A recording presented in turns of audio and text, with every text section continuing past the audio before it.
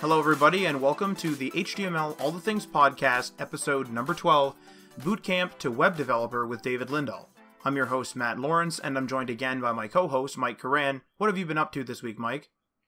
Yeah, hey, Matt. So this week has been kind of a slower week for hat stuff, more client stuff, but upgraded my audio recording setup, so that's pretty cool. I have a boom arm going so that the microphone's a little bit closer to my mouth. Should be a lot better quality, I'm hoping. Let us know what you think. And then the other thing is I'm doing this because I want to start recording tutorials and posting them on YouTube. It'll probably start with something on view related and then move on to whatever else I'm going to be working on later. So definitely stay tuned for that. What about you, Matt? Well, I also should have the same upgrades as you, but due to a shipping delay, I will be having that probably either next episode or the episode after. So whenever I can get over there, I will also be upgrading to a boom arm. So that will hopefully. I know we've had a couple of complaints about my audio levels moving because I physically move in my chair. So, I mean, as people do. But, of course, the audio was going up and down because I was moving it away and, more toward the mic and stuff. So, hopefully that will allow me to move the mic as I move and then allow the audio, as you said, the audio quality to be a lot better. But as the title of this episode suggests, this is a bit of a different episode. So today we're going to be sitting down with David Lindahl, a colleague and friend that just recently went through a major career change from a financial and investing expert to a web dev/designer. You may know him from such endeavors as the appropriately named David Lindahl Photography, or from the Instagram sensation that is Rainier Watch, having recently gone through a coding bootcamp and even more recently being hired as a UI developer. He is no doubt has an interesting and up-to-date take on breaking into the web development industry in 2018. This episode, or this interview/conversation, is actually going to be a separate pre-recorded session that we're going to cut to in a moment. So let's get this conversation started, and I hope you enjoy it. Hey guys, we got David on the line here, but before we jump into that conversation, we're going to jump right into the actual segments as we always do. So segment number 1 is going to be introducing yourself, so introducing David and his pathway to today. Segment number 2 is going to be discussing his education, specifically his bootcamp/code academy that he went to. Segment number 3 is going to be the first month on the job as an actual UI developer. Segment number 3 is going to be comparisons between class training versus self-teaching yourself. And then the last segment, of course, the recurring one, web news, phone cameras versus DSLRs. So let's jump right in. Let's get going on to segment number 1. So David, tell us a little bit about yourself and how you got to today. Yeah, definitely. Thanks, Matt. Appreciate it, and appreciate you guys inviting me onto the podcast here.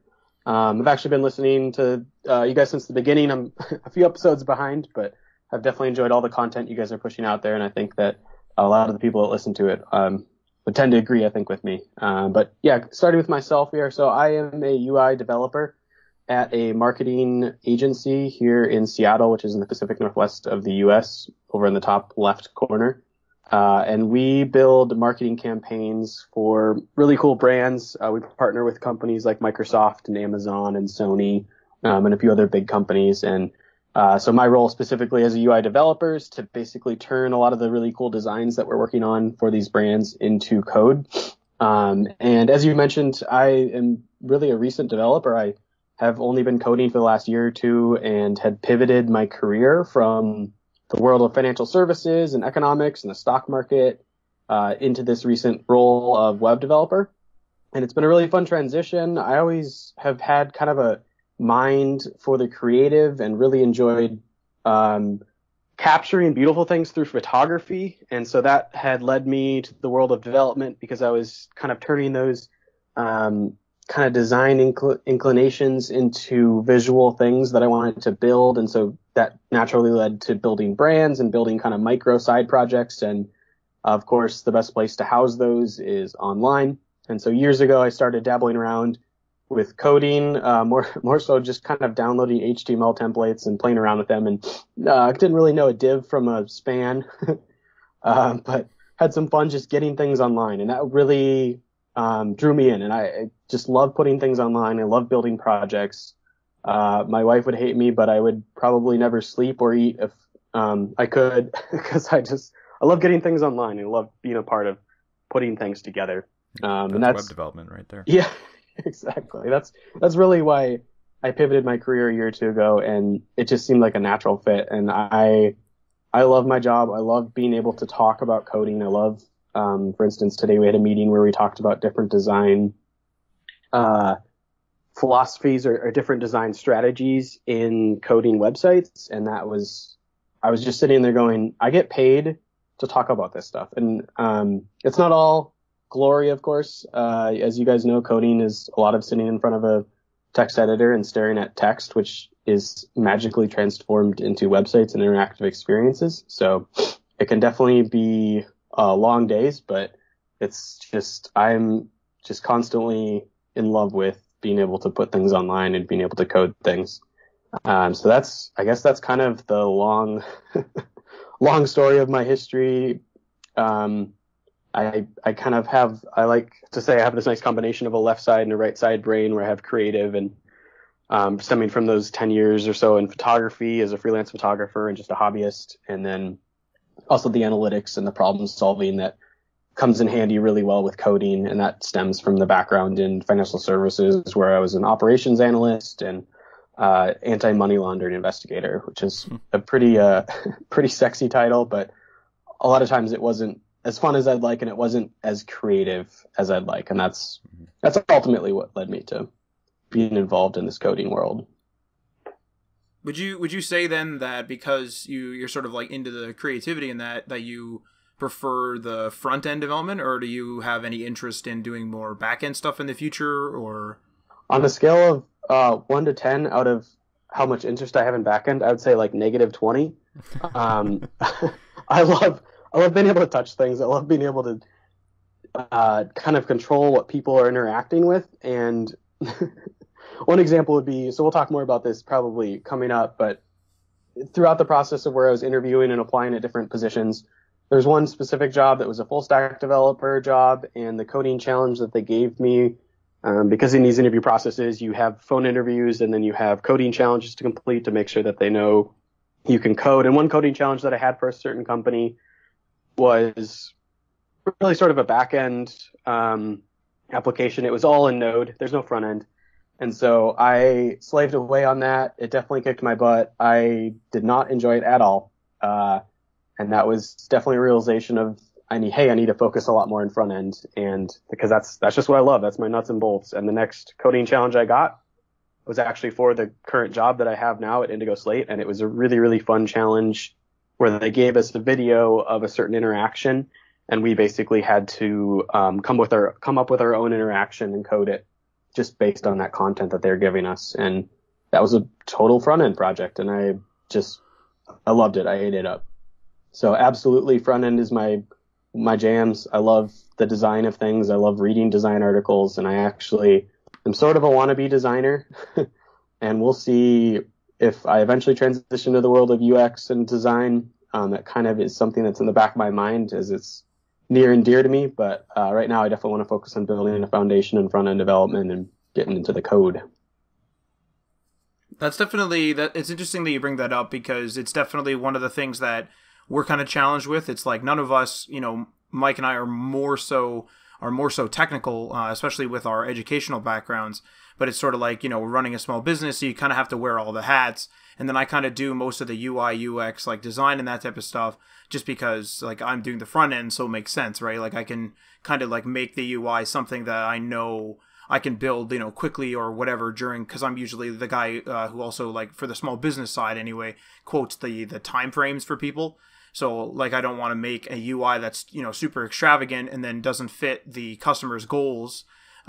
Fits the customer's goals in terms of time or even what they're going after specifically. So it's interesting that you bring that up, because we've had several discussions of like, well, we should, let's hire like a full-time developer on board, or let's get like a contractor one on board or something like that. But then it comes down to the fact of, you can really, like, as the front-end developer, you kind of get exposed so closely to UI, UX, and as long as you're paying attention to your experiences, you really can do it. You're not focused in it, but a lot of UI, UX guys are also front end guys to an extent, right? There's kind of like there's always the jack of all trades and then the guys who focus. So it's just kind of interesting that you brought that up, because that's been a discussion point that we've had almost throughout our careers. Mike and I have had something where it's like, well, do we need somebody to make this Photoshop, or do we just like, can we just, I can't draw it, right? Because I don't have any of that type of experience. But it's like, well, I could make it in CSS probably, and it'll look okay. Like I understand how applications look.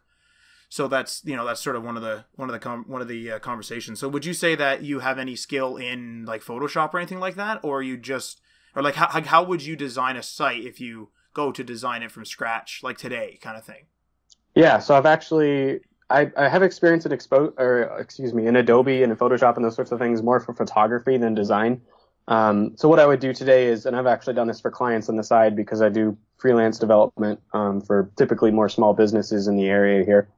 But what I've done in the past is I do kind of a wireframe low fidelity mock-up in Sketch is actually the program that I use the most, which is kind of like a Adobe InDesign, I think, is kind of the closest thing to it, maybe, if I remember right. But it's a design software for Mac, and basically it's vector based, and it's great for whipping up quick design sites that I would do, and it's an in between of a high fidelity mock-up and just a wireframe. And so a lot of times I'll start on paper with a wireframe, but then eventually the client will want to see something a little bit more exact that they can kind of stick their hands on and take a look at, and that's where I'll turn to Sketch and design something myself there, and then go from there and code that out for the client themselves. So yeah, I love design. I've been dabbling more in graphic design lately for one of my side projects, into kind of more apparel design, and I just love designing things. It's just a really fun thing to do.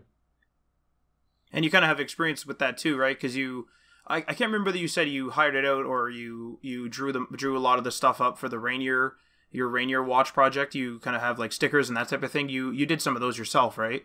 Yeah, a lot of the designs for Rainier Watch, which is just an online community of folks who love Mount Rainier, which is kind of an iconic mountain here in the Pacific Northwest that's visible for hundreds of miles on a clear day, which is rare because it rains a lot. But yeah, so for that kind of side project, I sell a lot of apparel, kind of mountain branded apparel, stickers and t-shirts and hats, and a lot of those designs I've done myself. A few of them were a little bit beyond my expertise, and so I would basically draw out a design that I really liked. I felt limited by my ability in Sketch to design that on the computer, and so I sent that off to a designer to help partner with that, and have them turn my idea into something that's more tangible on the computer. Right. Great. So I think what we'll do now is we'll kind of move on to the next segment. I'll pass it off to Mike because we actually have a whole bunch of notes for this one. Mm-hmm. We have a whole bunch to talk about, because I think this is going to be sort of the meat and potatoes of what anyone who's new in the industry really wants to hear about. So segment number 2, Bootcamp. Mike, take it away. All right, and right on that Bootcamp name, let's clear that up. So I know we talked like before this, and Matt mentioned it. You went to a coding academy called Code Fellows, right? So there you took some classes, and they don't really like the word bootcamp, I'm pretty sure, and they prefer like a coding academy or coding school. So do you know why that is? What are the differences between the traditional boot camps? Why do they do that?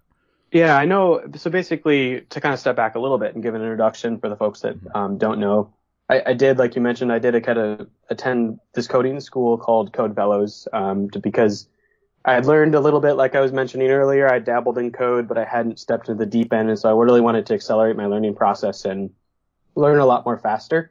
And that led itself to more of a boot camp, kind of coding school type feeling. And the distinction between boot camp and coding school, I know they prefer coding school, at least from what I've picked up on.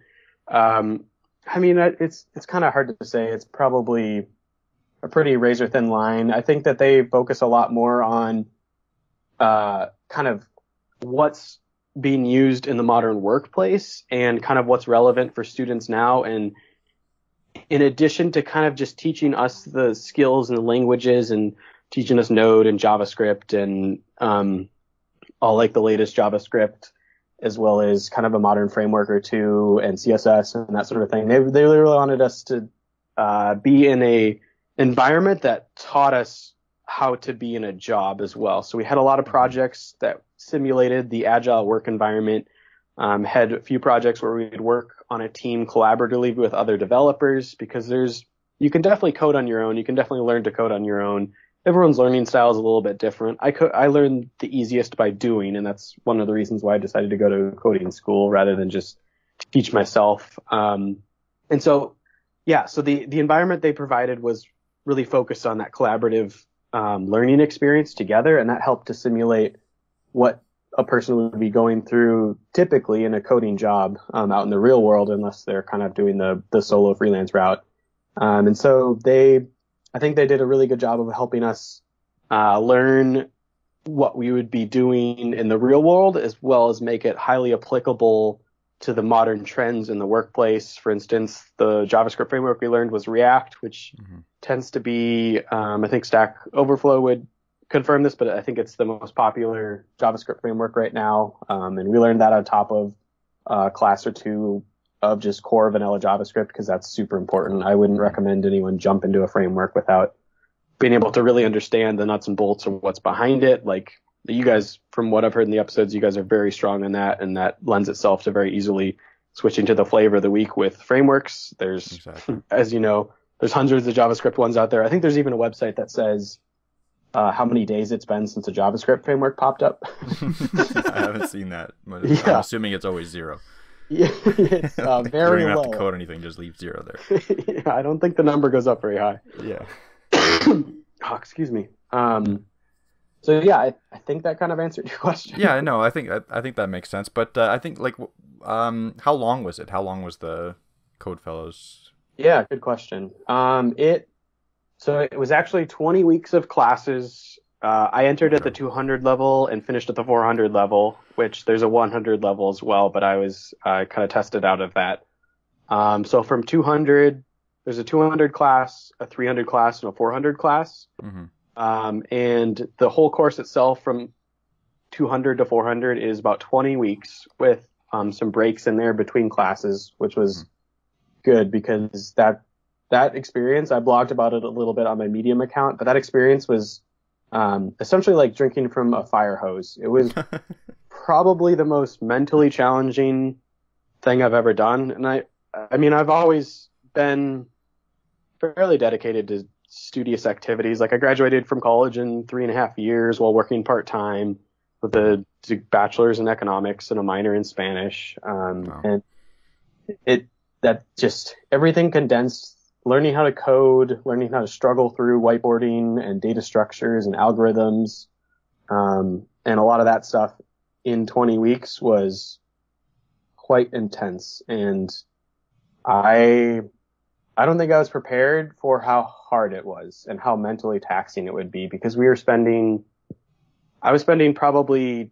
sometimes 10, 12-hour days at school, coming home, drinking Soylent, and going to sleep. Oh my Soylent God. kept me alive. Oh, that sounds pretty intense. I guess that is simulating some high stress work environments, which could be a big plus, right? Yeah, and it's not really cheap, and I imagine the longer the classes go in terms of length, the more expensive it's going to be. And so, I mean, from CodeFellow's perspective, I think it's probably going to be, it's kind of a difficult cost-benefit analysis of, do we make this longer than 20 weeks, but it's going to cost more? And I mean, the whole point of it is doing a quick pivot, because when you're doing CodeFellows for 70 hours a week, you're not obviously working a job unless you're like a robot or something. And so yeah, it's impossible. You're paying money for the classes. You're not having an income. So I think it's definitely more beneficial to have it shorter for those people that can take it. But yeah, that was, just like thinking back about it. I'm curious. Was it like, because you've been through the 4-year college program? Was it because people were paying like a considerable amount of money and investing their time, kind of like more focused on getting a job in the end? Did you find it that people weren't as like apprehensive to learning stuff? Was everyone kind of in on it? You know what I mean? Like, yeah.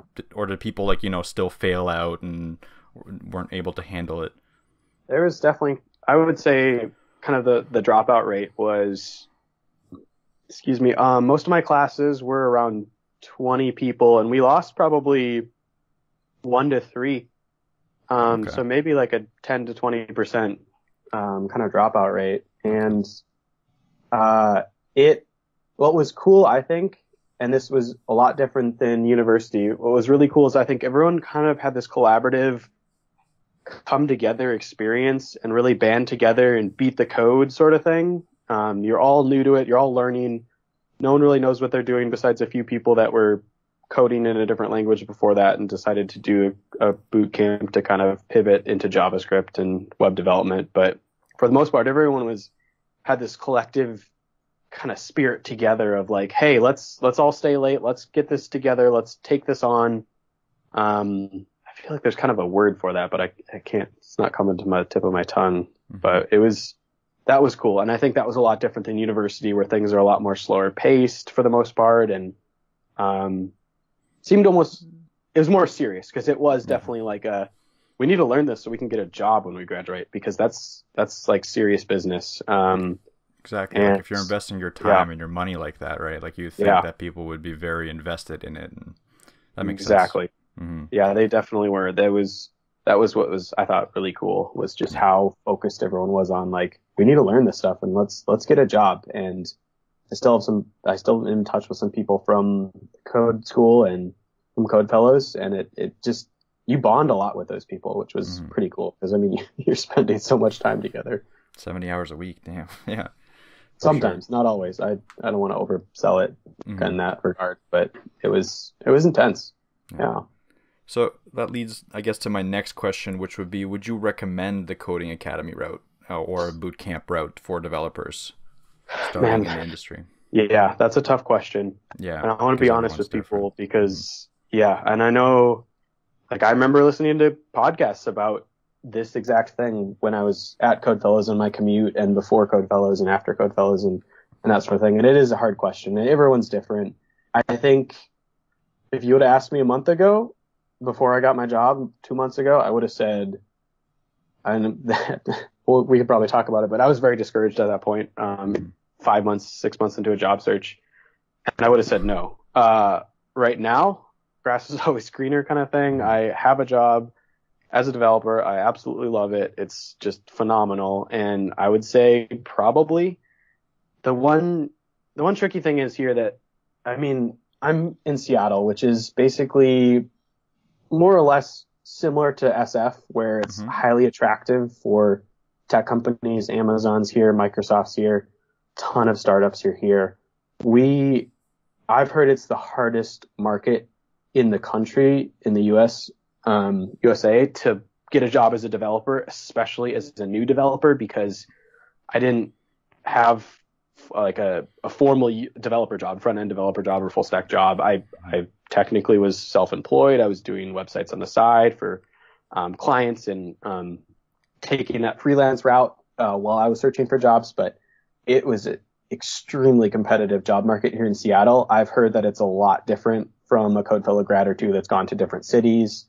They said it was a totally different environment to get a job, and I've heard that from countless other people, including people that have talked to UW graduates, University of Washington, which is one of the top CS programs in the country, from what I've heard, and they struggle to get jobs here. So I think my experience and how hard it was to get a job is marred by the fact that I'm in such a tech hub where people are jumping around from Google to Microsoft, and they've got those years of experience, and it's really easy for a company to go, well, I'm going to hire this guy who's kind of a mid-level dev over this David guy who doesn't really have a lot of experience, and it's not going to cost me that much more, and I think it's going to be more worth it. It's hard for me to justify picking up this new guy.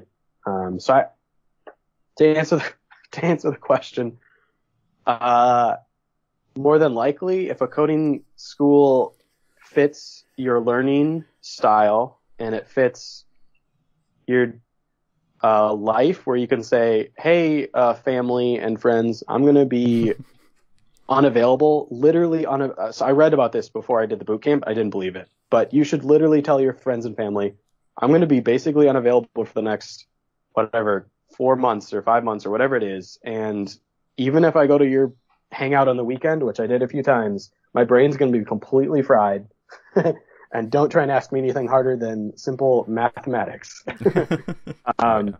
But and that's just kind of how it is. You have to focus on what you're doing. You focus on that career pivot, on that change from whatever your prior career was into this coding kind of world, this web dev world, a job as a developer. And it's not easy. Like, development is not easy. You guys know this. Like, coding it's hard stuff. And so overall, to answer the question again, I guess I would say, yeah, probably. Yeah. And it depends, as every question is answered per usual in a podcast format. Yeah. Yeah. Yeah, no, for sure. But yeah, I think that's key for people to know, like, just how hard it is. Like, because I actually didn't know how hard it was until you brought it up right now. I didn't realize it was that intensive. But yeah, I mean, that makes sense. Like, they got to simulate the environment. They have to get you, like, you said 20 weeks, right? You have to learn in 20 weeks what most people take, 4 years to kind of get up and running on. So yeah, I mean, it makes sense. And I mean, congrats on actually doing it and then following through and going through that 6-month grind to find a job. Because I know how, like, mentally draining that process can be as well. So that's awesome. Yeah, it was. So I say that the bootcamp, the 20 weeks at Codefellows was the mentally hardest thing I think I've done. The 6 months following that of finding a job was the most emotionally draining thing I've probably done. So I've had a great year. No, totally worth it. But yeah, it's because you question yourself, right? You recently picked up this new skill set. You're learning how to code. You're realizing that like 1% of what's out there for the web dev world. And you question yourself a lot. I questioned myself a lot. I was, hey, am I actually going to find a job in this? Do I go back to what I was doing prior? Is this really what's right for me? Like, did I make a huge mistake? Am I just never going to get a job in coding? And all those questions are going through my mind. And I can kind of talk more here about this, but my job search and kind of give tips to people that are out there. Yeah, but we'll get into that a little bit more in the next one, but yeah, for sure. Yeah. So I can't actually remember what the question was, but yeah, it was the question you already answered. It was a follow up, but yeah, so let's get into the next question actually. So, so the connections that you make during this time, you said you bonded with the people, right? So would you say that those connections have been beneficial so far for you? Is it worth it just for that, pretty much? Yeah, I'd say, and one tip I heard was basically try and go to a meetup every night when you're job searching. I am recently married. I love my wife and I want to spend more time with her. So that was not something I really wanted to do. And so connections are great. I think that was something that we used a lot of. We stayed in touch and probably should have done more of, if I'm honest. Just really those connections you make with other people, the people that they know. I actually love LinkedIn. I feel like LinkedIn played a big part in the job I got now. Just networking with everyone. For me, LinkedIn, feels like low-hanging fruit. And connections are massive. I basically tried to meet anyone that I had any sort of loose connection with that was at a company that I wanted to work at and grab tea and say, hey, I'd love to grab coffee. I'd love to hear about your experience and see what it's like to work at Textio or work at Indigo Slate, where I'm at now, or work at Helpful Human or any of these companies that are super awesome that I applied to. And so I think connections are massive. And yeah, I think those connections were pretty important and beneficial to me in the Codefellows journey and post Codefellows. Yeah, that's why I'm always surprised when people prefer the online route. Like, I understand everyone's a different kind of learner, but because yours was in person. That's another thing I wanted to mention, right? That it was in person. Definitely. Yes, definitely in person. Exactly. So that in person gives you a lot, like that face-to-face connection. Because yeah, you can make some connections online where you kind of email back and forth, or you're in a chat room, but it's never going to be the same as that, face-to-face contact, you burying your head in the books with another person. Definitely. That's really key in any sort of like learning environment. And I'm kind of disappointed in our education system because it's going towards the online route. And it's trying to push that really, really hard right now, because obviously it's beneficial for the universities as well, because they can offer their program to a lot more people. But like, it's gonna in the end, it's going to be worse for the students. So yeah, Yeah. And yeah, and I think what's cool is what you can easily forget about is you're cultivating relationships, not just for now, not for the next year, but really this is a new career for you and for me. And so these people that I've had school with, hopefully I can see them in a couple of years at a different company. Like if I go to Google or something like that and say, oh, hey, remember how we were in Codefellows a couple of years ago and we bonded? Hey, Marco, let's get coffee together. I see you work at this super cool company. Let's chat. And so I think it's really easy to focus on the now, like, hey, I need a job now, but it's also, even more important to basically foster those relationships for down the road as a developer. And it's people helping people. And it's just great to know people that work at other companies. And I think that's what's really cool about going to Codefellows or in-person coding school, because you have those relationships and those are going to be people that you'll see in your sphere of the world for years to come. Yeah. I think that's a very big key. And I wanted to also mention something you brought up with the just questioning yourself and being like, do I really know my thing? I know only 1% of the whole industry. And like, I feel like everyone goes through that and they go through that continuously. So I have these like peaks of when I'm like, oh, I'm pretty confident in my skills. And then I see something online where I'm like, oh my God, I don't even know how this person did that. And like, I'll go back down to being like questioning myself and being how, am I really a part of this industry or not? And I think that's something everyone has to get through, especially junior developers. But I'm almost positive that senior developers also feel that way. So definitely, you're not alone in that. It's good. Yeah. Cool. Yeah. So on to the next question then. So what you mentioned that you guys learned React and Node, right? Is there anything else that the Code Academy covered? Yeah. So we So technically, step back a tiny step. 401 was the finishing class we had. You can actually take different 401 classes, whether it's .NET, Python, or JavaScript. And so I finished up my route in JavaScript because I love JavaScript. And so specifically, yeah, I finished up that last class, and that last class was focused on React. And the stack that we learned was technically MERN, so Mongo, Express, React, and Node. Nice. And yeah, so we touched on jQuery in there. But the front end JavaScript framework that we definitely learned the most of was React, with some Redux, which is like a React, kind of library tool. And I feel like there's all sorts of like little auxiliary things that we learned, but that's the main stack was MERN. Yeah, that makes sense. So it's a pretty popular stack now. Did you guys do any sort of PHP, or that was completely left out? PHP was completely left out. Okay. And I could hear my brother shouting in the background because he loves PHP.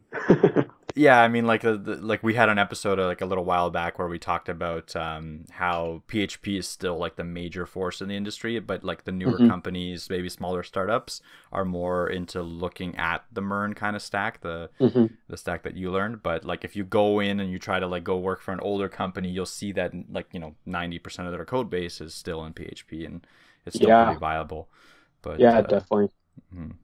I mean, you're not into backend anyway, so you don't have to worry about it. Don't worry. Just focus on the front end JavaScript stuff. No big deal. So other than that, just one last question on this on the Bootcamp or Code Academy topic. Can you give us an example, a couple example of the projects you guys did during your Coding Academy? Yeah, definitely. For the 200 class, where we just focused on HTML, CSS, and some kind of vanilla JavaScript, we finished up that class. So each class had a capstone project sort of attached to it, to kind of sum up your learning. And so each project was about 4 days of working on it, then 1 day to deploy and present. And so the first project that we did was a really fun one. It was called Ghost Town. And it's still live, and there's autoplay sound in it. So I'm afraid if I go to it in my tab that the sound's going to be picked up by the microphone. But Ghost Town game, it was a really fun game with a lot of animations and fun keyframe kind of CSS stuff that floated around the background. It was a text-based adventure game, so you wrote a lot of the game logic for it, and it basically follows a ghosty, a little person that goes through this adventure and battles different bosses and gets a different score at the end of the game. So that was, I've got a cough. Oh, excuse me. Fighting off a cold.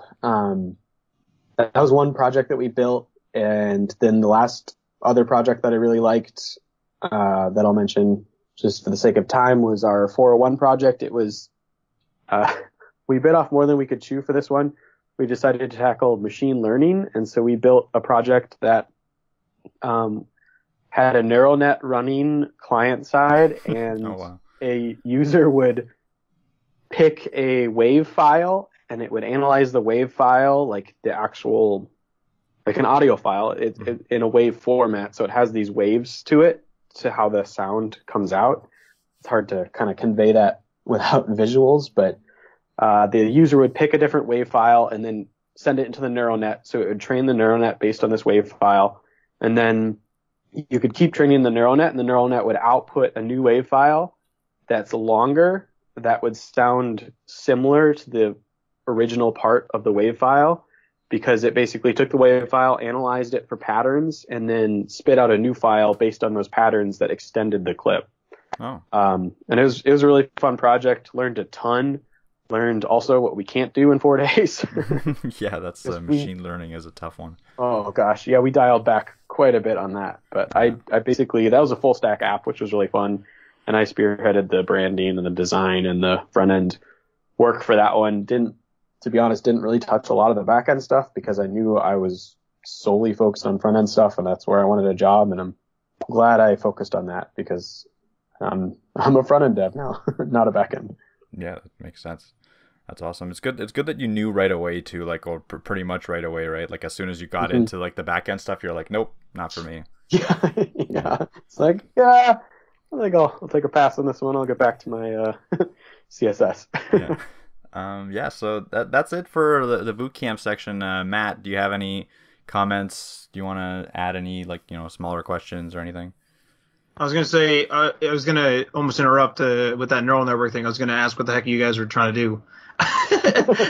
But I was going to say, like, I wouldn't even attempt that. If someone says neural network, I'm like, I'm not going to do that, actually. I'm just going to... let's get like a bar graph, and let's like find the line of best fit. Like I'll do that. No, you got 4 days. Get this neural network going. Yeah. Let's go. You can't even get a line of best fit out of a bar graph. I don't think. I've been in a math class for a long time, so don't quote me on any of my math stuff. But yeah, I mean, like, yeah. One of my friends did a machine learning AI application for his capstone for university, and to train his data set, he didn't realize, the intensity of how to train data sets. It took 6 weeks to train, like, for one run of his data set. So he had to buy like 7 graphics cards to, oh my god, just to complete his capstone project, because like he couldn't finish it in time because the data sets wouldn't train. Wow. Yeah. Wow. He wins. Yeah. Dang. Talking about biting off more than you can chew, he definitely spent a few $1,000s on that one. Well, hopefully got to return them, like. I think he sold them like as used ones after, and got like most of his money back, so it's not a big deal. But still, it's still a lot of hassle. He was pretty stressed. Yeah, like I've seen some stressed people. He was at the top of the stress pile. Sure. Yeah. Dang. Yeah. So yeah, I think let's move on to actually talking about your job search and the first month on the job, because I think it's been a month now, right? Or it's close to that amount. Just about. I think this week is my 4th week, so my anniversary will be on the 10th. So I'm just short of a month. Cool. So it's close enough. But yeah, so let's talk about, like you were saying your interview process was long, and you had some ideas for other people to kind of help them out. So yeah. I think let's just see how many interviews did you end up getting, and how many positions did you apply for? Like, it wasn't a 1-to-1, I'm assuming. What's the ratio of getting an interview for the amount of positions you applied for? Definitely not 1-to-1. Yeah, I was very confident if it was 1-to-1. Yeah, it was. I actually initially was focusing on quality, and part of my strategies were basically to network with everyone I know, and any company that I liked, basically go out there and typically message them on LinkedIn and say, hey, I see that you know Billy. Do you mind grabbing coffee with me? I'd love to chat. Or, hey, I'd see that you went to Code Fellows. I'm a recent Code Fellows grad. Love to learn about your job at Google. And so that was kind of my strategy, just to meet a lot of people and network, go to some meetups here and there. And I was really trying to focus on networking for positions at companies that I saw rather than just kind of apply to everything that I see. And after a couple months, that transitioned into apply to a lot of things that I just see. Because The shotgun blast approach. Oh, excuse me. Yeah. So yeah, I kind of started off more fine-grained and then transitioned to wider net. And so total amount of interviews or applications, I keep fastidious notes, if that's the right adjective, in my Trello board. And I think 207 was the amount of applications I ended up sending out. Wow. 69 of those were rejects. 15 of those expired, as in just never heard back. I got 2 offers. I had like half dozen on-site interviews, half dozen technical challenges. And I think I have about 90 outstanding applications still. Oh, wow. Okay. So those are kind of give or take on those numbers, but basically, so what is that? I'd say probably like 10% of interviews based on applications. Not a lot. Yeah. It's not too bad though, I think, in industry standard stuff. Like if you get 10% interviews on applications, I think that's decent. I mean, then getting like an offer obviously is a totally different thing, but yeah, it's in the process for those people that haven't gone through it yet. Essentially, a lot of these companies will do a phone screening to make sure you have a pulse and just kind of check in on you. Then a lot of times you'll have a phone interview with that first one's with the recruiter. The second one is probably more with a dev manager or something like that, a phone interview. Mm-hmm. Third step is you have a take-home coding challenge that they give you that can take anywhere from a day to one took me a week. Probably shouldn't have. And then you typically have an in-person interview on site, 1 or 2 of those, and then you finally get an offer, and then you go from there. Cool. What are those in-person interviews like? How technical are they? It kind of depends on the company. What Codefellows had done really well, and I hadn't mentioned this before, but we focused a lot on data algorithm and structures and all those really fun things like heaps and linked lists and all the things I can't remember now because I don't need them on my job. Yep, immediately forget right after school and interview process. Yep. Yeah. So there was a few positions that asked for things like that. Some of the in-persons were like half behavioral, half technical, I'd say. Mm-hmm. It's kind of how that in-person process was. Okay. And was it like technical as in like what's a heap, or was it technical as in like write this code and on this piece of paper? And yeah, it was technical as in more solve this thing using this thing on this whiteboard. Okay, fair enough. That's pretty high pressure stuff. But did you find that you had the skills for doing that when you were going in, or was it kind of like just ad lib? It was hard. I definitely wouldn't say I was in the top percentile of people who are good at those whiteboarding challenges in Codefellows. Like our final was a whiteboarding interview, and it took me 2 attempts to pass it because my strength is in design and front end stuff, and not necessarily in kind of the programming logic and solving those. So those were hard for me. I'll be honest there. Well, yeah, no, they're hard. I think they're hard for a lot of people. Like most people find that really stressful and and just I don't know if I want to say needless from the coding interview side, because like when are you ever going to be in that situation where you're going to have to write like an algorithm on a whiteboard to solve a problem? Like have in your technical career, have you ever had a situation where you had to do something like that? In the 3 weeks I've been a yeah, in the 3 weeks you've been a UI developer. No. Well, I mean, you've done freelance work for a couple of years now, so. Yeah. And no, but I think that it would be too dismissive to say that the algorithm stuff is not applicable to coding at all. I think there's definitely use cases for it, and it definitely falls. I'm not saying algorithms are not important. I'm saying like to test someone to write to solve an algorithm and solve a problem on a whiteboard. I think that is a little excessive. Yeah. I'm assuming they don't like base, the final decision on the person based on that. At least some companies probably don't, because they know they're just testing you, like different kinds of tests. But I think it's just like a lot of people will crush under that stress but still be great developers. Yeah. Yeah. I don't think it's the most accurate way of telling if a person's going to be a good developer or not. I'd agree with kind of what you're getting at. Yeah. Okay, so let's move on. So you already talked about the interview process and how that plays out. So we'll move on to the next question here, which is, how was your first week at the job?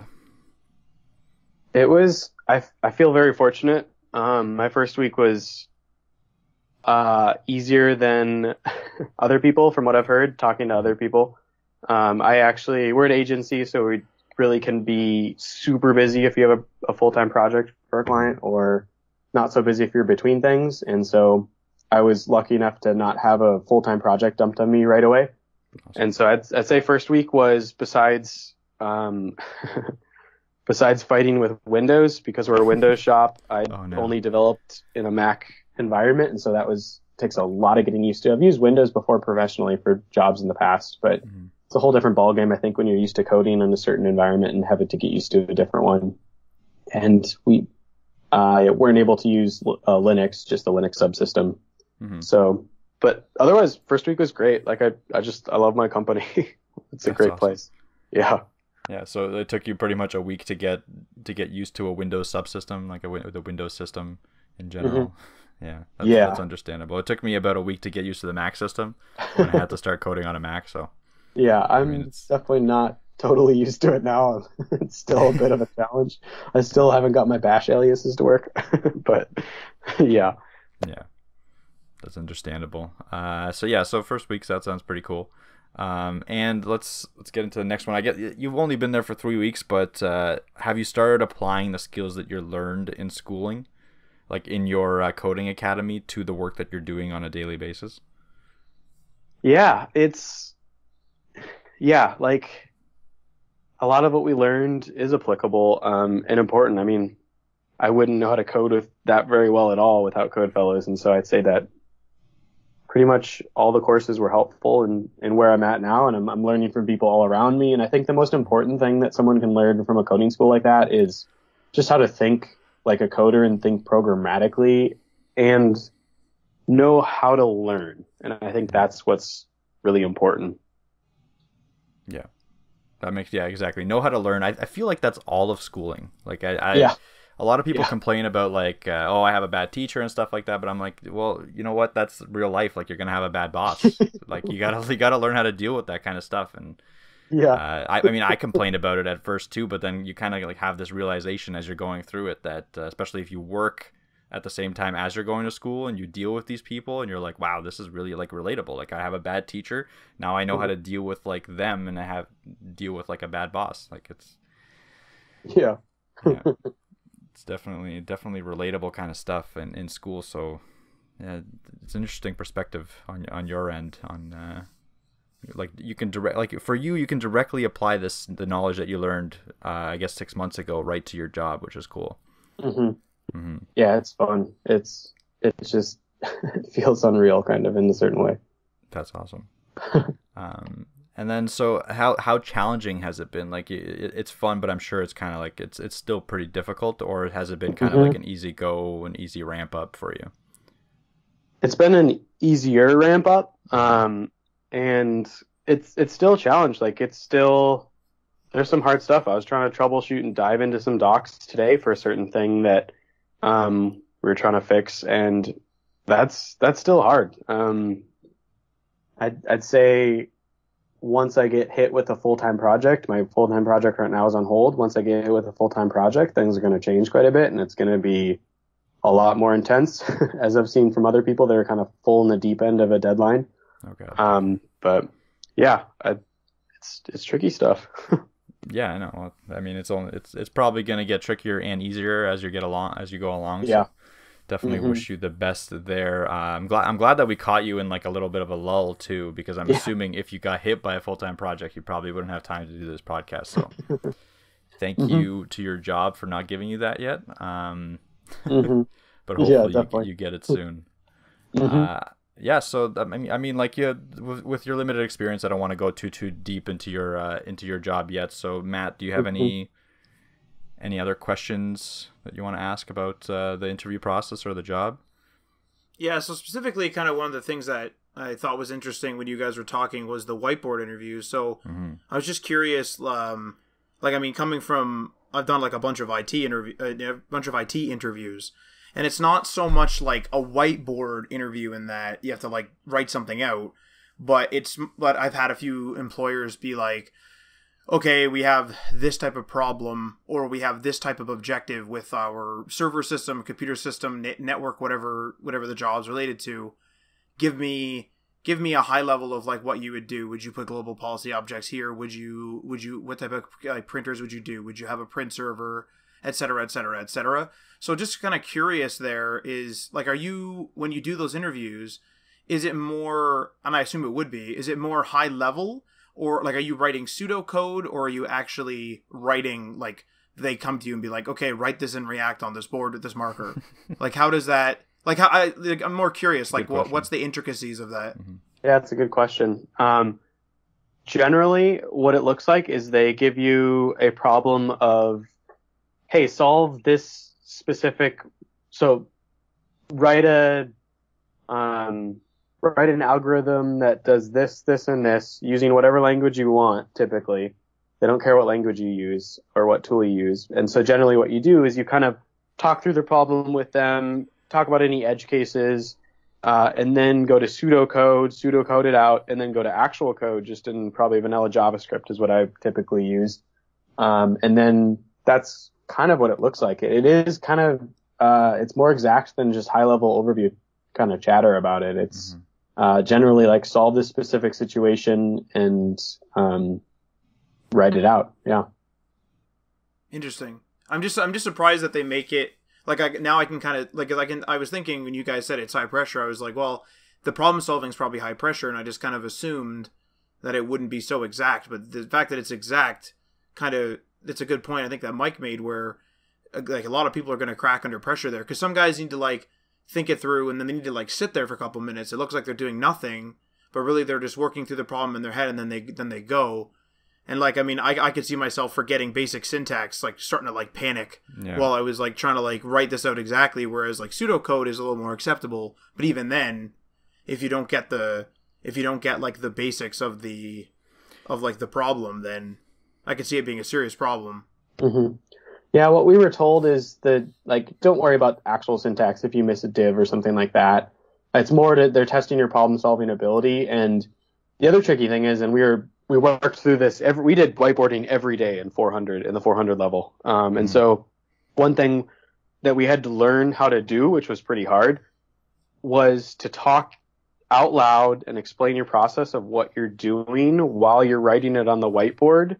Because like you're saying, Matt, like you're going to sit there and want to think through it in your head. But actually, in these interviews, what we were taught to do is talk that out and write it out. And that is a challenge. Like, that's really tricky. I'm definitely one that would want to think through it for a couple minutes, but I don't know. I guess it doesn't look good from their perspective. And I've heard a lot of things where these whiteboarding interviews aren't great and they're not the best tell of a good developer. And so a lot of companies are kind of moving away from them. But they're still out there. It's kind of, I guess, more of a traditional CS, I guess, interview process sort of, mechanics, but, it's definitely still a thing.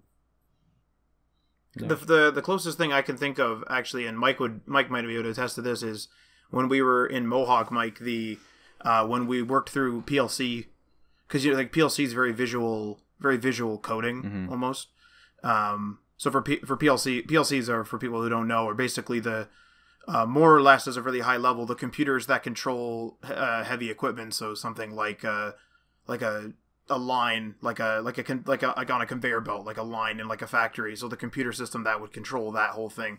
So when we did that in college, it was very like you literally visually code on that thing. And that, I don't know why, whenever you guys were talking about whiteboarding, that's the first thing that kind of popped into my mind. So I don't know if that would relate to any of our audience, but just something that I kind of drew a parallel to there. I think we can move on to the next segment, unless you guys have any more comments about that. So segment, you good? Yeah, I'm good. Okay. Segment number 3, comparisons of class training versus self-taught. So David and I, we worked together on the very first steps of the Apex, which is a project that's sort of like in progress, sort of on hold at the moment. But you were at that point fresh out of the Code Academy, fresh out of Code Fellows, whereas I'm more or less self-taught. So like we learned a little bit of web development, but I basically taught myself the front end.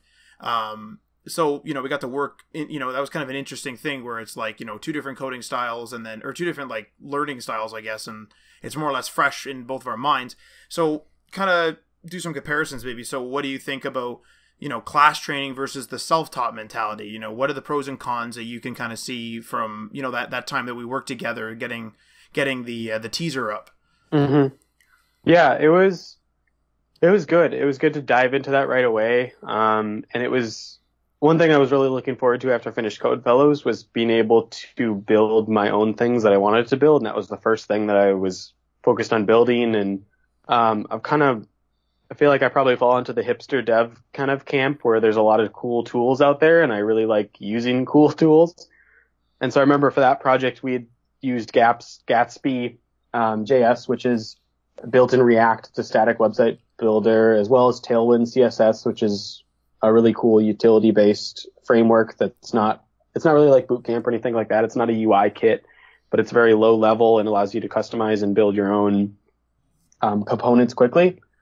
And so using those things was pretty fun, but I remember you were kind of not acquainted with them because you hadn't seen them, of course. And so kind of stepping through that process with you was fun. And in terms of self-learning and like my process, you were definitely quick to be able to step in. And I remember there were some Flexbox issues. I didn't learn Flexbox during Code Fellows. And so that was something I was learning out of school on my own. And you were pretty quick to step in there and be able to fix some of the issues that were going on there, with different Flex and the divs and the children and parents inside.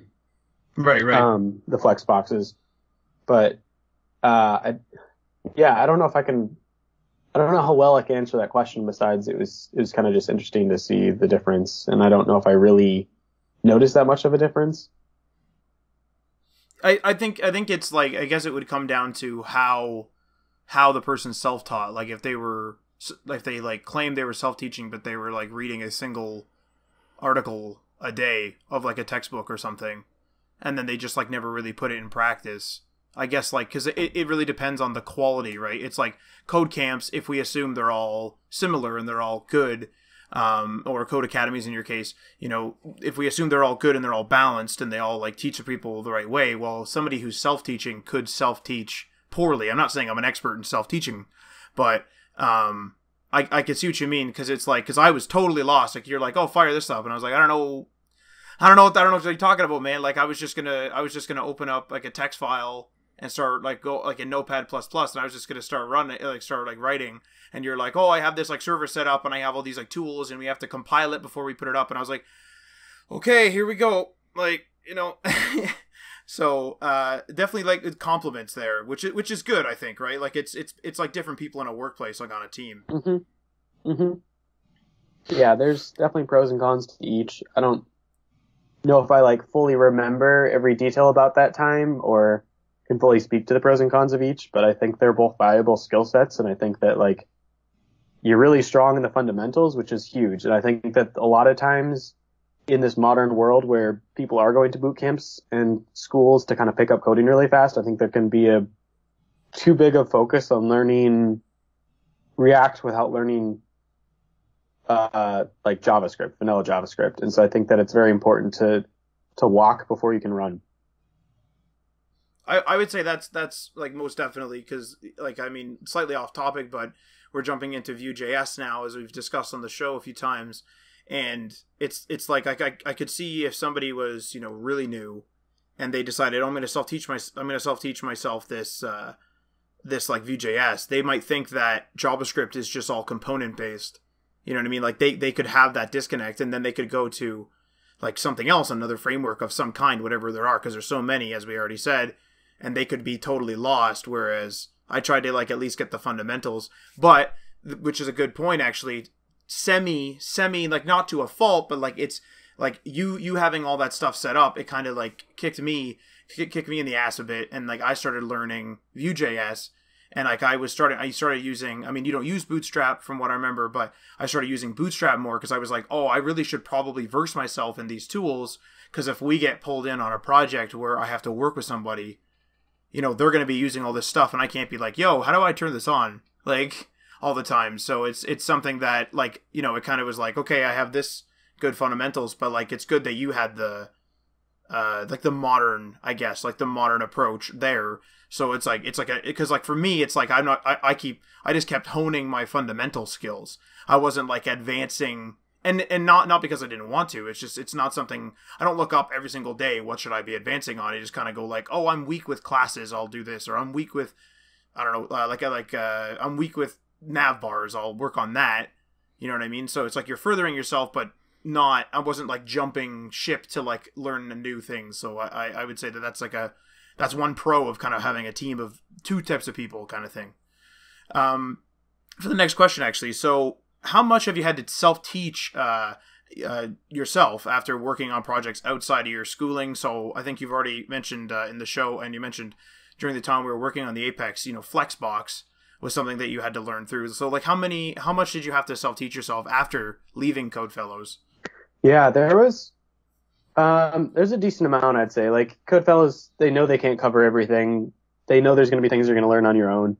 And they didn't actually do a lot of CSS stuff because that's something that they felt like most people could pick up on their own a lot easier than you could pick up Redux and React on your own. And so I think that was a great way to do it. I think that people were able to go out and learn more CSS stuff on their own. And CSS is really about slamming your head against the wall until it works. And I like CSS and I know that's how it goes. And so, yeah, Flexbox would be a good example. CSS Grid, kind of more the modern, type front end things I picked up and started to learn. Like Gatsby would be one, Tailwind, and kind of how to use a lot of these modern toolkit, tools, I guess. Right. So I'm trying to think of, there's a better example. I'd say like Flexbox, amazing. That does wonders for CSS. If you think of how many people try and center a freaking paragraph tag on a page before Flexbox, and how there's GIFs about joking about that, that it would probably be my favorite example just because of how amazing it is. And I did some Wes Boss courses on that and CSS Grid to kind of pick them up and practice them, practice, of course. So I'd say that's probably the best example. The other tiny tidbit I would say along the lines of that is to people that finish a code school, don't stop coding. You will lose it very quickly. And so it's important to practice. And that's in addition to like learning a lot of the new things that were out there. I was very focused on practicing because that's important. Mm-hmm. Yeah, that's a really good point actually, because like you said, you're about 6 months into the job search. Like I mean, you'd be able to attest to this, but like, I would wonder how much you would lose while, like, if you were just focusing on applying and you weren't doing things like the Apex or whatever other projects you were working on, like the little side projects, freelance. You know, I wonder how much you would have lost and had to, you know, relearn or reacquaint yourself with over just those 6 months. You know, I honestly felt like I was a better developer at the end of Codefellows than like a month before I got my job, because you're doing so much cover letters, resume, applying, networking, that sort of thing. You can't be coding for 10 hours a day. And it's just, that's how it goes. You can't do both, but you definitely need to do some of both. But you can't do both full time. And that was one of those questions marks I had in my head. Like, I suck at coding now kind of thing. Like, how much have I forgotten? That's a big concern. It's a big challenge.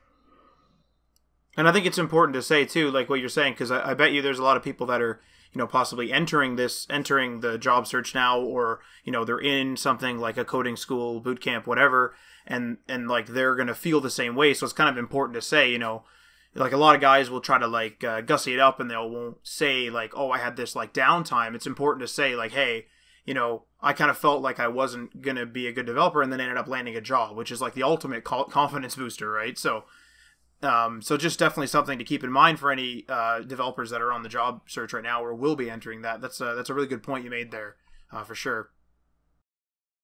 Alrighty, so I think what we'll do is we'll actually move on to our last and recurring segment, web news, phone cameras versus DSLRs. So I'll kind of go through the talking points. There's a couple of questions within the talking points, and then we'll just kind of have a conversation, a back and forth of our different opinions and views on this topic. So phone cameras are improving year over year, and they are producing some amazing results, rivaling those of professional-grade equipment like DSLRs.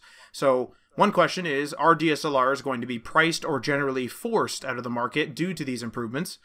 Phone cameras are also always on us, whereas DSLRs kind of like require that we take them with us separately, so they're usually in a separate bag. And then there's oftentimes more equipment, so there's like lenses and batteries, and then of course that bag is usually like a big, typically expensive camera bag. So we have that bulk versus portability. So another question then, what can you do with a DSLR that you can't do with a phone, and vice versa? And then more of a web-based question, which we might touch on at the end of the conversation, is do you use your own photos for your web projects, or do you use a source, for example, a stock photo resource? So let's kick that off with that first question there. Are DSLRs going to be priced or generally forced out of the market due to these improvements? Any thoughts, gentlemen? Yeah, Dave. Yeah. Go ahead. Damn it. Inevitably. Yeah, it's okay. I'll start.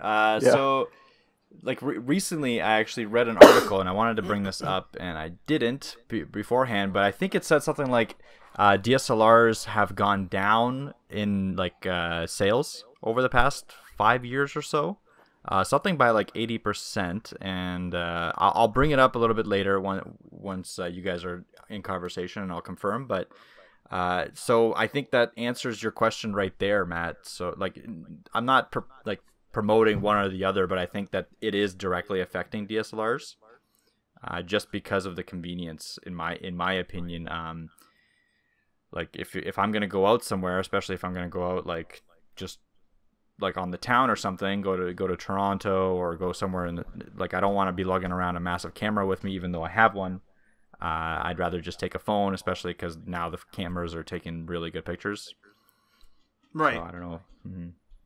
I think. Oh, go ahead. We're doing it again. I knew this was going to happen. Yeah. Everyone jump in at once. Yeah. Go ahead. Sorry about that. Yeah. Yeah. I don't know if people know I have a background in this world, actually. So I do freelance photography on the side. I've done a few half dozen weddings this summer. Have been doing portrait and photojournalism and that sort of thing for close to 10 years. And I have a DSLR. I also have a cell phone. I also consider myself a mobile photographer. All of my photos on my Instagram are only taken with phones. And so I definitely have feet in both camps. I think that the question depends on the perspective. For the normal consumer, yeah, DSLRs are a really hard sell to buy one that's entry level, especially for, I don't know, $1,000 or a little bit less, when you have all those lenses and equipment and stuff. And I imagine those sales are definitely tanking quite a bit. The other killer factor for DSLRs is mirrorless cameras are super hot right now. Like, so hot that they could be in Zoolander kind of thing. They are blowing up. Nikon. Yeah, blue steel hot. Nikon just released their newest ones, the ZZ7 and 6 or something like that, a month or two ago.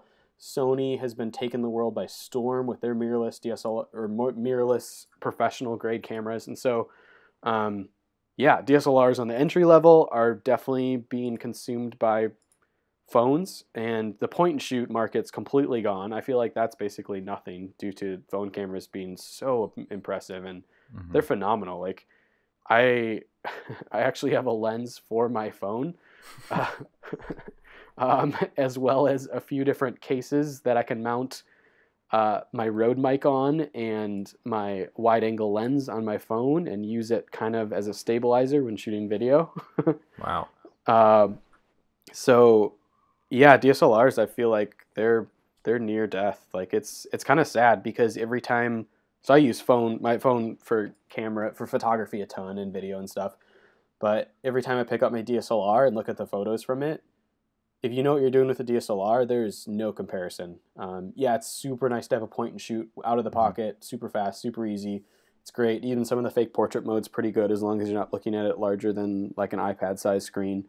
And that's phenomenal. But DSLR, the control and the depth of field that you can have and the control you can have over that is untouchable for professional grade photography. So it kind of, like I initially said, I guess 10 minutes ago, it depends on the perspective you're taking.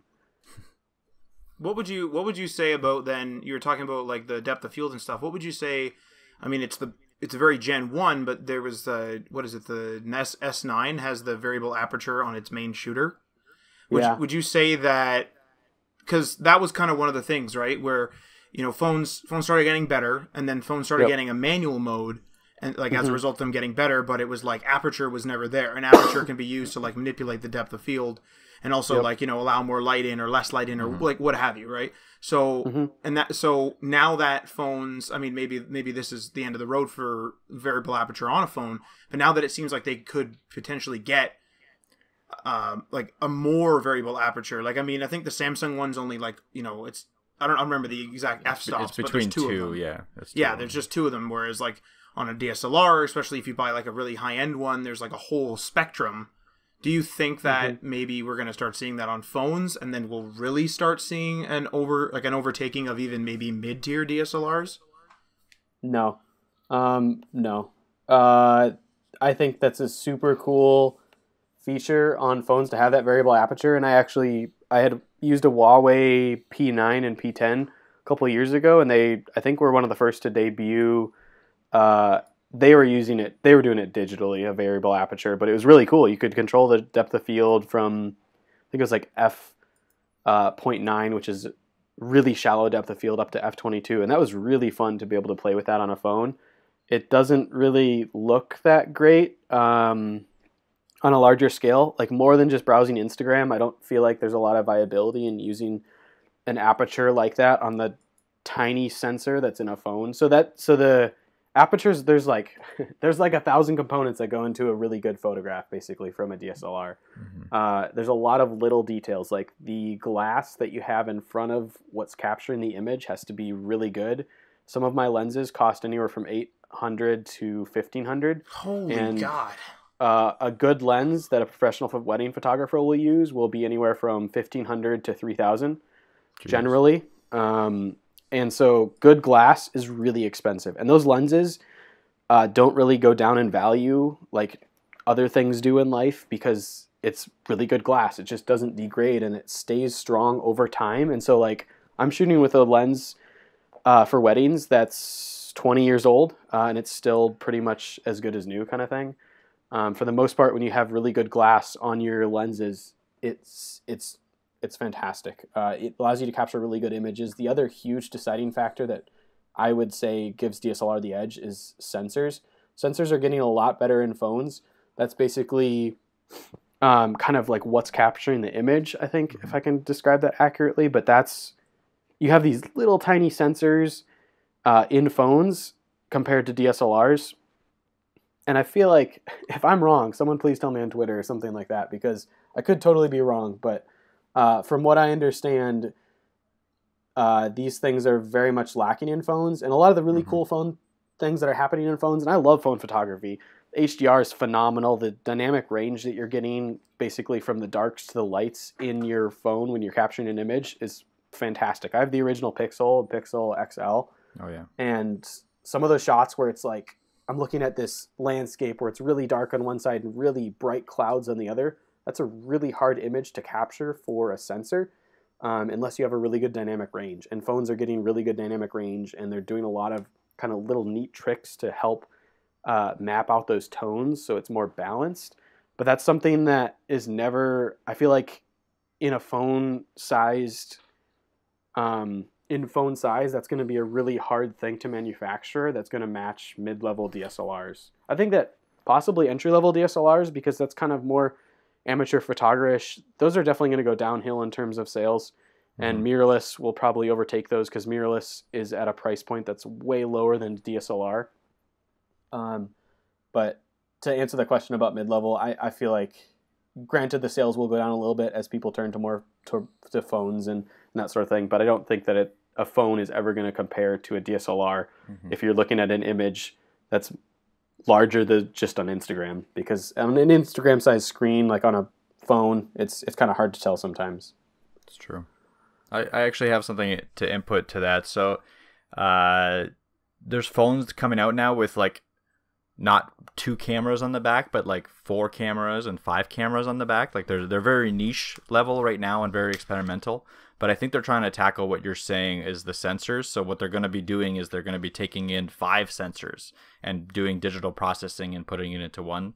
I'm just like I don't know if you know anything about it, but like I'm thinking maybe that's how they're going to combat it. Put like 20 sensors on the back of a phone, try to make that into like one really good sensor with digital processing. But we're probably still far away from that. But I think that's possibly a way to do it, because you're right. The size of the sensor will never be able to match the size of a DSLR or even a mirrorless. So like, how are they going to compete other than, yeah. I feel like the way for phones in the future is going to be incorporating the mirrorless technology, which gives you a more compact camera than a DSLR, into like a cell phone sort of thing. And I feel like that's probably going to what would overtake the mid-tier DSLR, That'd be cool. like completely vanquish it, basically, would be something like that.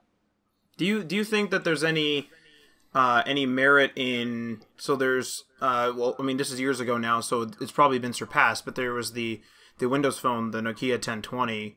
I don't know if you remember that, but it was like sort of, it was like, I think I may have come in a variety of colors, I'm not sure, but it was basically had like the big like puck on the back, and it was like really known for its cameras. I don't know if you know which phone I'm talking about, but it was like really known for its camera. Do you think that potentially we're gonna see? I think LG tried it kind of with their modular G5.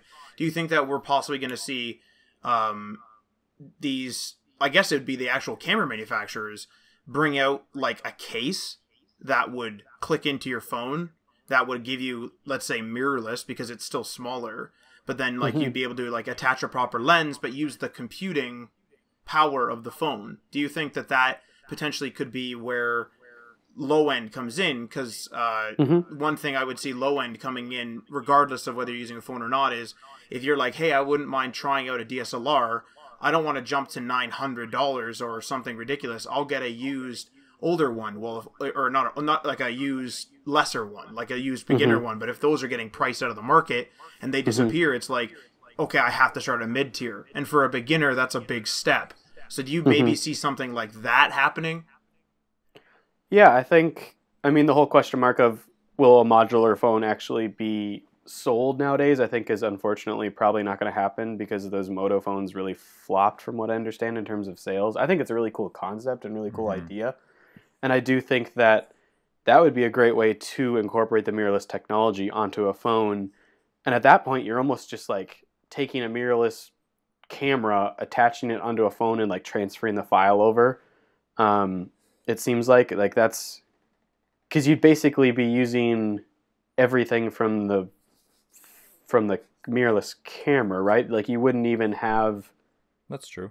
Well, I was almost thinking it'd almost be like a replacement. Yeah, like I was almost thinking of you would almost I guess you would either I was gonna say Velcro it, but you'd probably like magnet your phone to like a chassis, because a lot of the price of photography in terms of DSLRs and mirrorless is obviously the camera body, and then that also there's the lenses and that whole bit and the sensor, but then there's also the computing on board. And I'm curious as to whether they could actually say, okay, we'll make it so that it's like a one size fits all slab with like you literally magnet your phone to the back, and on the other side there's like, it's like basically you take your mirrorless camera, you cut it right in half, you take like the HUD and everything, like where all the buttons and everything are, you make all that in software on your phone screen, and your phone just like literally heavy duty magnets it, like those dashboard things, heavy duty magnets with like a little short cable. So now you basically have all the glass and the sensor that you were mentioning, but it would interface with an app and then compute with the phone's computer. Yeah, that would be cool. And that would be less modular phone than accessory, Yeah, I don't know if I feel like I can't see any major phone manufacturer trying that, but I think it'd be super cool and I'd be interested in it.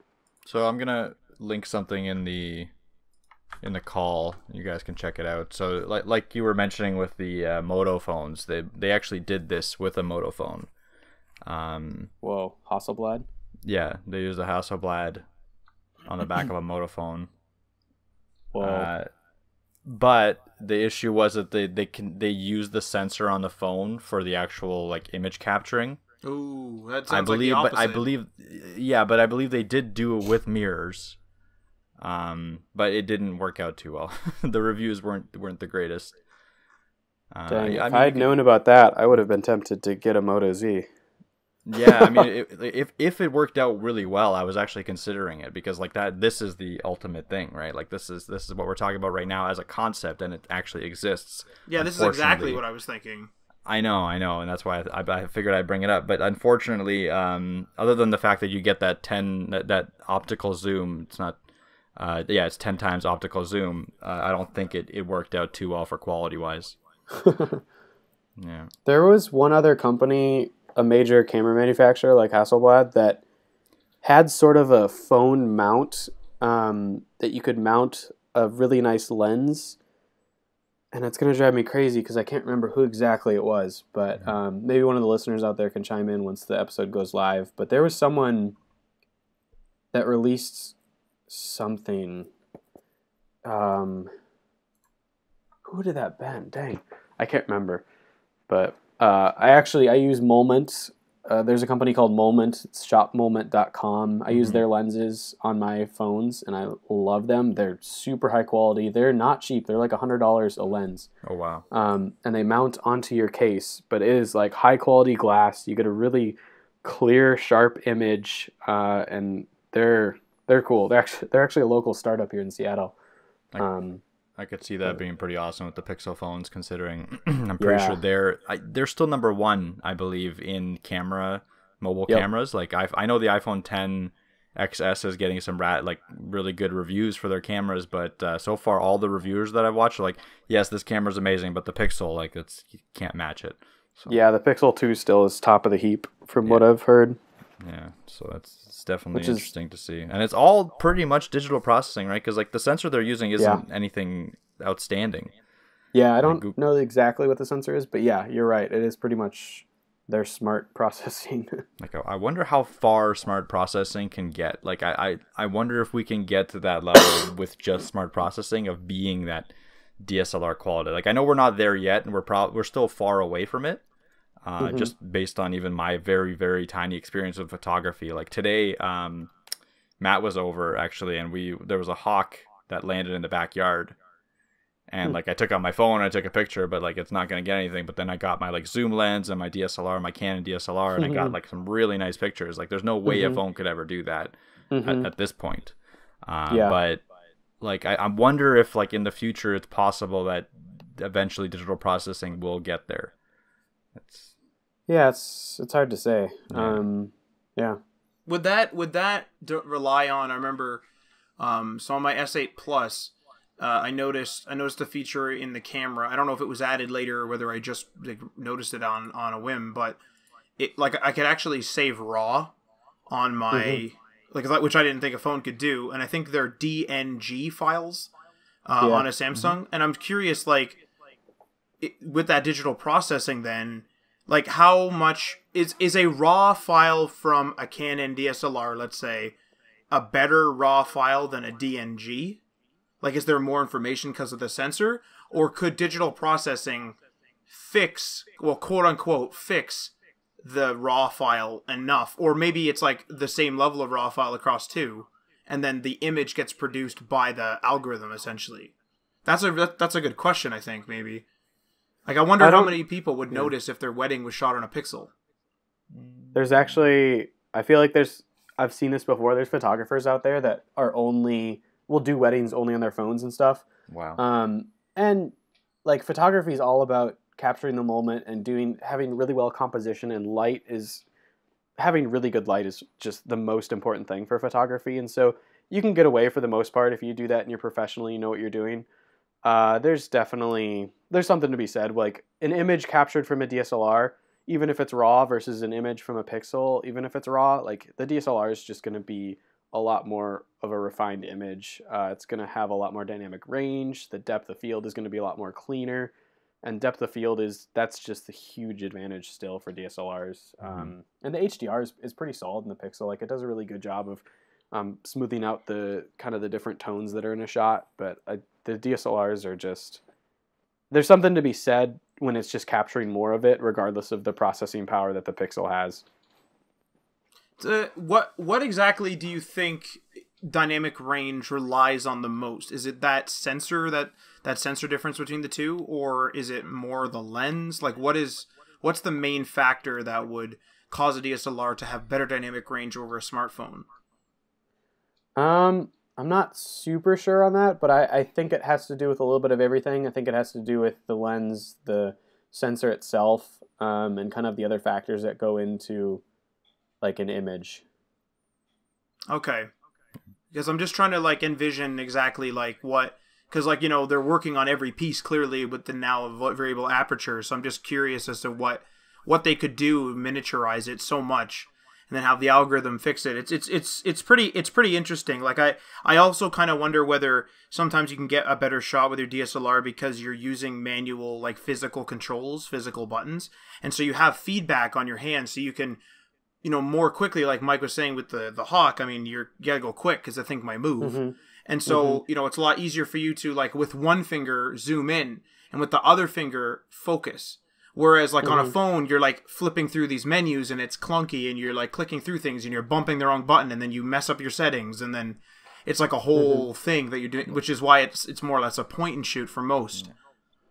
So yeah, I'm wondering whether it's some of that physical control. I mean, zoom in general as well. Like, you can't get that kind of zoom on a phone. Yeah, digital versus optical zoom. And there's some optical zooms on smartphones, but they're not. I have a 200x lens. Like, you can't touch that with your phone. Yeah, there's no, you can get like a 2x or whatever it is on the iPhone or something, or like whatever it is. So yeah. Well, let's go into that other question then, like the more web development stuff. So when you do like websites or, like, you know, any sort of web project, would you use as a photographer, would you use your own photos, or you find yourself more or less looking for stock photos when you like try to come up with a design? Yeah, it kind of depends. Some of my client projects, I've actually done photography for them combined in addition to making their website for them, and that's been pretty fun and kind of a unique service that I can offer. And so it kind of depends on the business. A lot of times, if I don't think I can capture something well and I'm kind of looking for more of a generic feel, I'll use a stock photo resource. And one go-to site that I always use and go to first is Unsplash. I'm pretty sure that's what it's called. I use that like crazy now. I recently found it. Yeah, Unsplash is phenomenal. There's also one called Pexels, like PEXELS.com. Okay. And that's also not quite as many, like I'd say maybe like 5% of volume that's on Unsplash is on Pexels. But those are both like really cool stock photography done by real photographers. And that's what I like more than any other kind of generic stock photo, is using those sites. But a lot of times, yeah, I'll use my own, which is kind of a fun thing to do for client websites. Especially now when a lot of people, they're doing like a lot of the really popular designs, especially on Instagram, because a lot of designers will share their stuff, and you'll see a lot of them be almost focused on the picture. It's like somebody went to a stock photo resource, or they had a resource of photos, maybe it was their own, and they got a photo and then they created a design, specifically for portfolio work generally. But like it almost seems like it starts with the photo, and then they start with like, okay, let's get the nav in here, but this one, let's not cover up the bike that's in the photo. Like it's really like around the photo. Would you say that you find yourself doing that a lot, or do you more or less like build the UI and then you would add the pictures as needed? Yeah, it's a little bit of both. I haven't done it a ton, so I don't have a lot of history combining the two. But it's a little bit of both. There's one site where it was kind of, I knew what we were designing and trying to go for with the website, and so in my mind when I was doing the photography for her, I knew what kind of image we wanted to capture. Like, I want to leave a lot of negative space in this corner of it because that's kind of where we're going to put more of the splash text on the hero image, and so that led the design led that photography. And there's been other examples where it's been kind of more, this is the image I capture, and so we'll kind of craft the like the nav bar around that, so to speak. Okay, cool. Because the one thing I'm working on right now is like I downloaded Adobe XD. There's like that free tier. So I think we mentioned this earlier in the show, not to like get off the topic of photography, but earlier in the show we mentioned like some customers will just want a wireframe, some want more of a like a mock-up. So normally our mock-ups in the past used to be like we would do a wireframe, give it to them. A lot of guys don't care what the colors are and they just move on, especially if they're small. But we'll have guys now where they'll want the mock-up, so we'll have to literally essentially make the site to mock it up right now. So I'm getting used to using like visual, because again we're wearing all the hats, right? Where it's like I don't have a designer on hand. I didn't go to school because design can be a school of its own. Like a lot of these designers, they don't know how to use CSS, HTML, or JS. So they know enough as it is, kind of thing. Like specialization. So so like I mean, the front end guys might lean more toward the creatives, but there sometimes isn't a crossover. So it's just one of those things that I've noticed. How much equipment would you say either of you guys, because like you guys are kind of like David, you're a more professional photographer, and then like Mike, you kind of go out more like a hobby, and myself included, I kind of go out with my DSLR on more like a hobby basis. How much equipment would you say you guys bring along with you? Depends on the shoot, right? Depends on what I'm going to shoot. So if I'm going to like go hiking and I want to take a specific shot of like a couple of trees and like a clearing in between a couple of trees, and I know that's what I want to take, then I usually just bring one lens with me. Just because if it's a short hike and I don't want to take too much with me. But if I'm going to hike and I know that I'm gonna just be taking pictures of everything, then I'll take a more variety of lenses, max like probably 3. Okay, and like what? So those lenses are just for different zooms, or like, or do you have a prime lens, or? Yeah, I have just like the standard. I think it's 15 to like 55 lens. Then I have like a 65 to like 200 lens, and then I have like a portrait lens. So. Okay. Yeah. What about you, David? It kind of it depends on the activity. I typically leave my DSLR at home nowadays, unless it's a paid photo shoot, like a wedding or something like that, or a portrait shoot, or a product shoot that I'm doing for Rainier Watch. That's actually, side note, that's where I've noticed the biggest difference. I tried to do some product photography with my cell phone, using kind of like the fake portrait mode and that sort of thing, for product photos for Rainier Watch, for the t-shirts and hats and stuff that we sell, but it's just not as good. And so I quickly went back to using my DSLR for those things. But so if I'm going on a hike or a backpack or something like that, if the light's going to be good, I'll bring my DSLR with typically like my ultra wide angle and maybe a prime lens or two. And then for weddings, I bring my telephoto as well as my 2 primes and my wide angle. And then if I'm just kind of hiking around or whatnot and I leave my DSLR at home, I bring my Pixel with my Moment wide angle. I love the wide angle. I'm a big fan of wide angles. Nice. I'm surprised you don't have the what is it? The G7? I think the G7 has like a wide angle camera on it. I think that's what its secondary camera is. I was super tempted by that phone and I almost got it at one point. Oh, there you go. My phone actually has the wide angle too. It's the Asus 5Z, and its secondary camera is a wide angle. It's pretty cool. It's pretty cool. But like the issue with that wide angle is it's usually a little bit lower quality. So even I think even on the LG, so it's like you really need those ideal lighting conditions to get a really good photo. Alrighty, I think unless you guys have any other comments to add to the web news, I think that we've gone through all the topics. Any other comments, questions, or anything like that? Nope. Alrighty. So we'll go through the wrap up. David, I'll let you do a little bit of self-plugging there on anything you want to do. Sure. Feel free to find me online, people out there. I'm on Twitter, which is Austriker, AUSTRIKER 27, and then I kind of, a lot of my side projects right now are on hold, so there's not a lot to check out, but I'm building a collection of websites that are made with Laravel Spark, which is at madewithspark.com, and some of my client work you can find on lindahlstudios.com. The Rainier Watch is that project I've mentioned previously, we've talked about a little bit. That's just rainierwatch.com, where you can find some sweet mountain branded t-shirts and hats and that sort of thing. And then the project that Matt and I are kind of working on, what's on the back burner right now, is the apex.com, just the appex.com. But you can find me on Instagram as Austriker, AUSTRIKEER. Sorry, 1 E, not 2. But yeah, that's just kind of where I am online, I guess. Not really anything too crazy that's going on besides just living life and learning how to be a full-time UI developer.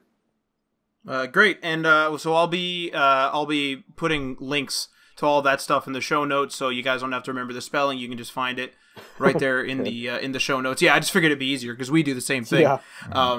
So thanks everybody for listening, and make sure you don't miss an episode by subscribing on the platform of your choice. You can find us on Facebook and Instagram at HTML All the Things. You can find us on Twitter at HTML Everything. You can also find us on Medium and GitHub by searching up our name. Remember, we're also on Patreon at patreon.com/HTMLAllTheThings, so give that a go.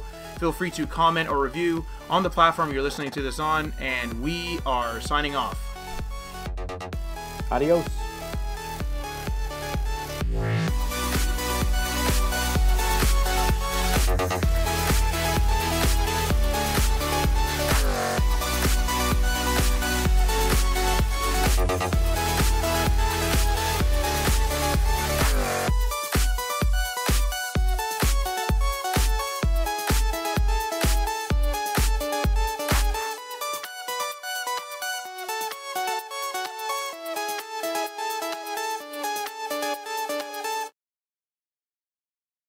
HTML Everything.